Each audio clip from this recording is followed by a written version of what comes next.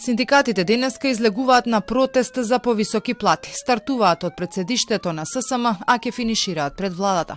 Но предупредуваат, тука нема да застанеме. Ако и по ова надлежните останат глуви на барањето за повисоки плати, најавуваат и поригорозни чекори. Доколку не го разберат и тоа и не ја разберат и таа порака, излегуваме на генерален штрек, 24 часа.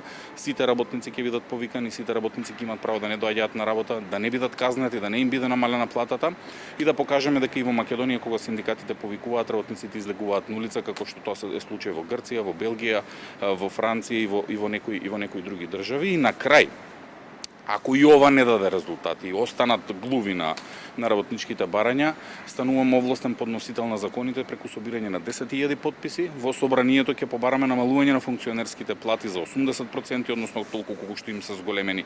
За притисоците врз вработените да не додат на протестот, ќе соопштат идната недела. Коментарот на премиерот Мицковски пак е дека секој има право да протестира, а минималецот ќе порасне во март според законот за 1.600 денари. Синдикатите веќе 2 години бараат покачување на минималната плата, но преговорите на ЕСС завршуваа без договор.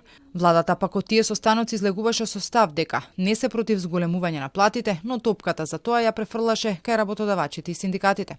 Во 2024 година, кога дојде до промена на власта, тогаш првпат ССМ побараа зголемување на минималната плата на 500 евра, но од тогаш до сега со зголемувањето на трошоците за живот, нивните пресметки покажуваат дека треба да биде 600 евра.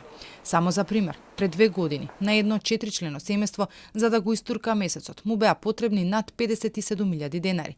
Во јануари оваа година пак синдикалната кошничка достигна до 66.000 денари. Ова значи дека кошничката за 2 години се зголемила за над 9.200 денари. За истиот период пак минималната плата, според анализите, пораснала за нешто над 4.000 денари.